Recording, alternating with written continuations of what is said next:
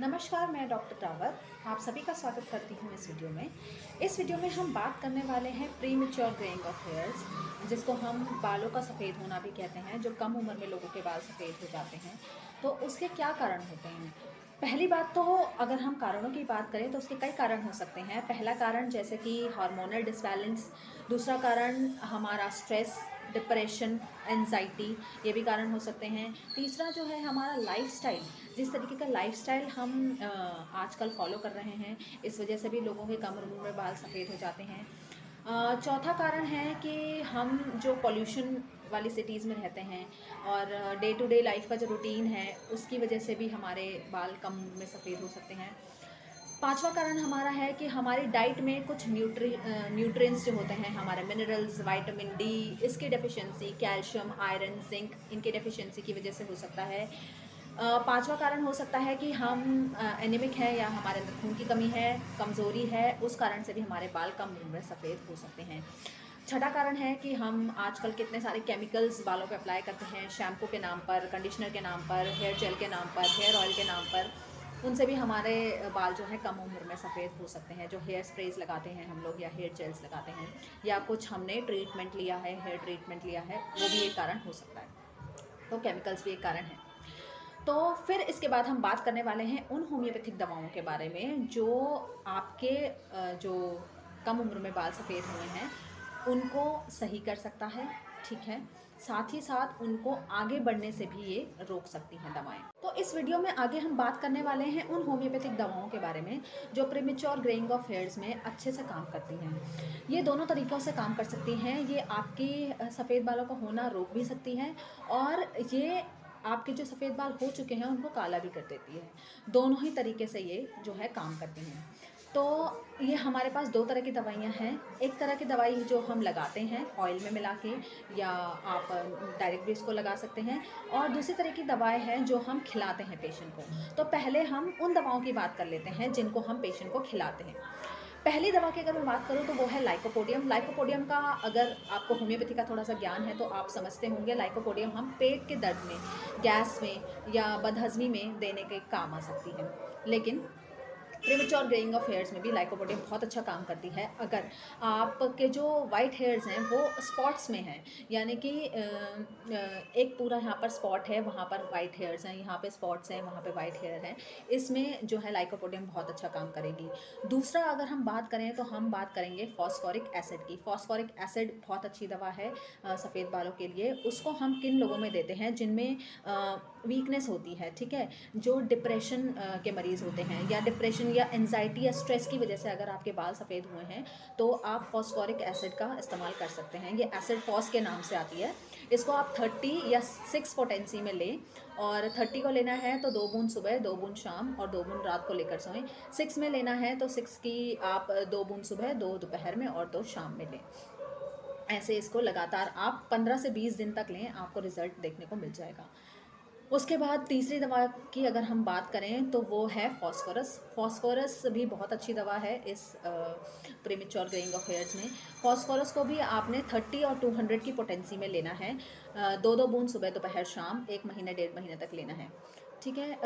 Phosphorus हम किन patients में देंगे? फ़ॉस्फ़ोरस उन पेशेंट्स में देंगे अगर आपको ग्रे हेयर्स के साथ डैंड्रफ है, आपका हेयर फॉल है, आपकी स्कैल्प इची रहती है या स्कैल्प में भी प्रॉब्लम है, तो उन पेशेंट्स में हम फ़ॉस्फ़ोरस देते हैं। फ़ॉस्फ़ोरस का पेशेंट थोड़ा-सा मैं एक्सप्लेन कर देती हूँ और किन-किन लोगों को देंगे। जो लीन थिन होते हैं, जो लंबे पतले दुबले होते हैं, खाना बहुत खाते हैं लेकिन लगता नहीं है, थोड़ा-सा ये उसका फ़ॉस्फ़ोरस का कॉन्स्टिट्यूशन है। तो कॉन्स्टिट्यूशन को साथ में रखते हुए हमें होम्योपैथिक मेडिसिन देनी चाहिए।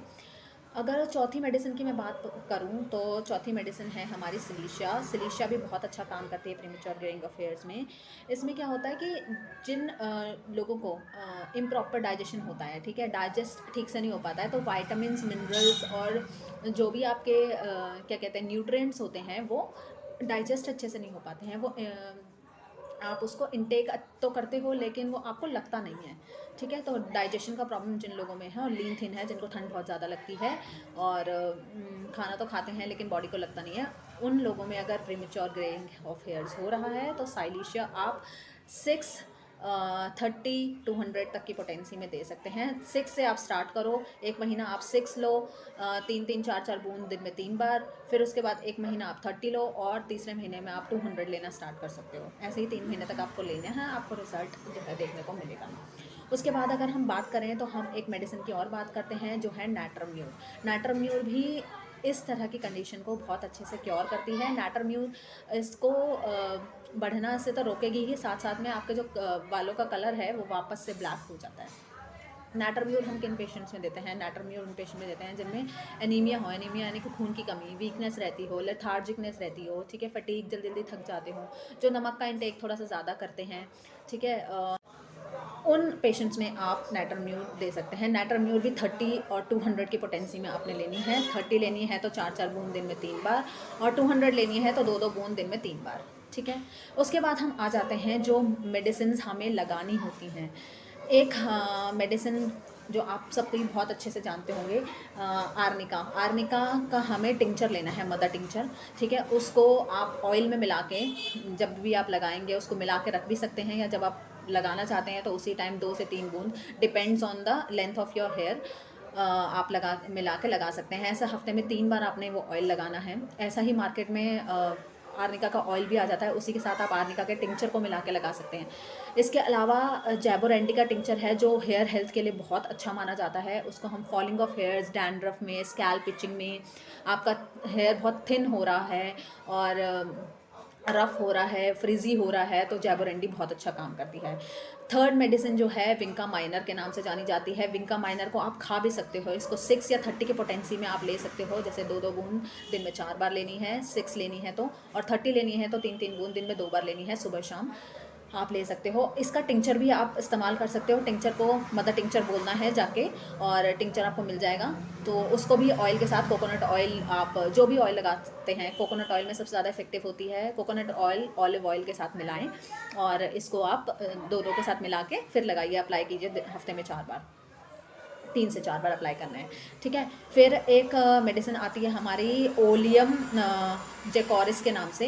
ये भी टिंचर है, मदर टिंचर के नाम से ही ये आएगा, और इसको भी आपने इसी तरह से किसी भी ऑयल में, जो भी आप ऑयल आपको सूट करता है, कोकोनट ऑयल, ऑलिव ऑयल भी ले सकते हो, या फिर आप जो है सरसों का तेल अगर लगाते हो या आंवला का तेल लगाते हो, कोई भी तेल लगाते हो। अदरवाइज़ हमारे होम्योपैथी के भी ऑयल्स आते हैं, जैबोरेंडी ऑयल आता है, आर्निका ऑयल आता है, हेयर ग्रोथ ऑयल आता है, SBL का भी आते हैं, और भी बहुत सारी कंपनी के आते हैं। उनमें से कोई भी ऑयल आप चूज़ कर सकते हो और उसके साथ मिला के आप इसको लगाओ, ठीक है। हफ्ते में वही 3 बार से 4 बार लगाना है। टिंचर आपको कितना लेना है? देखिए, मेरे जितने लेंथ है इतने लेंथ में आप टिंचर अगर लेंगे तो आप 10 से 15 बूंद टिंचर लेंगे, ठीक है, और उसको मिलाएंगे। और अगर बॉयज़ हैं तो वो 2-3 बूंद में ही उनका जो है काम चल जाएगा।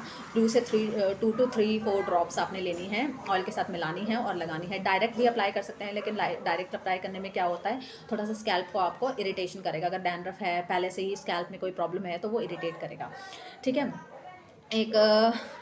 तो ये आपके चारों टिंचर हो गए हैं। ये आप ऑयल में मिला के लगा सकते हैं। खाने वाली मेडिसिन भी मैंने आपको बता दी हैं, लेकिन फिर भी मैं आपसे ये बात ज़रूर कहूँगी कि अगर आपको ये प्रॉब्लम है तो आप अपने डॉक्टर को पहले कंसल्ट कीजिए। अगर आपको इन मेडिसिन से आराम नहीं आ रहा है तो हो सकता है कि कोई और मेडिसिन आपको अच्छा आराम दे, लेकिन इनसे जो है ज़्यादातर 70-80% लोगों में रिज़ल्ट देखने को मिल जाते हैं।